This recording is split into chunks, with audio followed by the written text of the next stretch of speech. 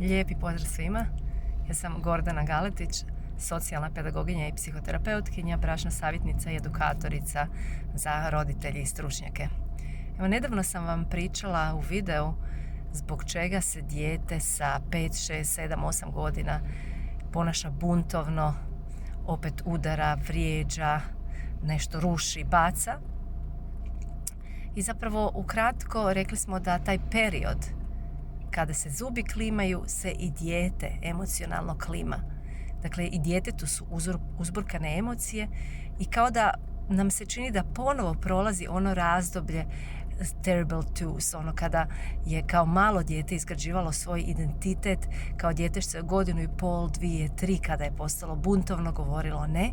Sada na neki način iznutra dijete prolazi vrlo izazovno razdoblje. Također mnogi su postali prvašići, što je mnogo promjena. Pogledajte obavezno taj prvi video da vidite šta su prvi i najvažniji koraci kako postupiti, a sada ćemo govoriti nešto o sljedećim koracima.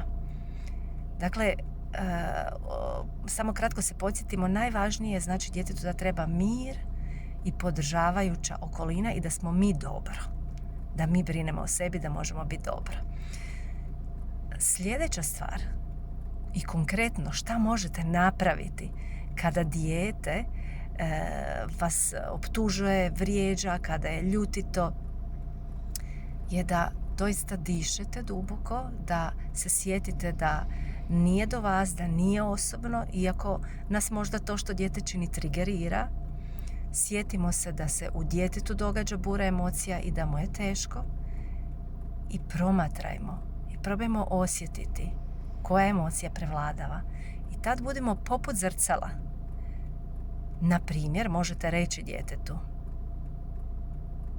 čini mi se da si jako ljuta, ili vidim da si ljut. Ili ako vam se čini da ispod toga leži neka povrijeđenost i bol, možete reći djetetu: čini mi se da se osjećaš povrijeđeno i tužno. Je li nešto što sam ja napravila te povrijedilo? Ugodite ton, da zvučite suosjećajno i da se osjeti da vam je srce otvoreno. Na stranu, privremeno, svjesno stavite sve svoje emocije, baš ono na stranu. I to što vas je trigeriralo i možda vašu ljutnju ili zabrinutost ili uzrujanost ili tugu, privremeno stavite po strani i samo recite to djetetu. Da li je nešto što sam ja rekla ili nešto drugo te povrijedilo? Tad postoji mogućnost da će se dijete rasplakati. Nemojte odmah potrčati djetetu, pružiti zagrljaj, ali se približite, otvorena srca i pitajte dijete mogu li te zagrliti. Dijete će možda objeručke to prihvatiti, neko će reći ne znam, neko će reći ne. U ova druga 2 slučajeva se približite djetetu, čučnite na njegovu visinu i budite tu. I otvorite ruke.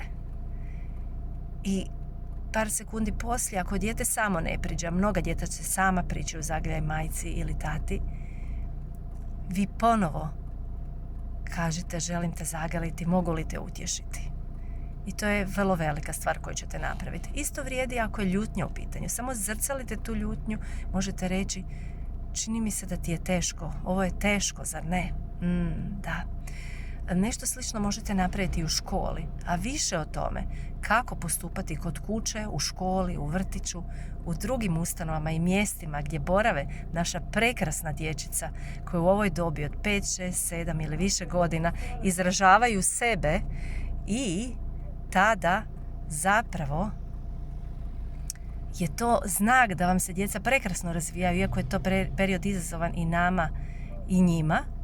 Dakle, u tom periodu, kad oni tako prekrasno izražavaju sebe, ima još puno načina kako podržavajući ih možete usmjeravati, kako izražavati sve te emocije, a ujedno čuvati vlastite granice. O tome kako postupati možete naučiti na seminaru Disciplina koje dijete voli jer ne boli, disciplina koju dijete voli jer ne boli i Čaroban svijet emocija. A više o ovim našim seminarima, predavanjima i radionicama pogledajte, kao i datume i cijene potražite na www.centarsreca.hr. Veselimo se susretima, zajedničkom učenju i onom osjećaju da smo i mi odrasli, zadovoljni, sretni, da vidimo rezultate, da imamo dobar odnos s djecom, jer sretan odrasli jednako sretno dijete. Sretno, dragi moji.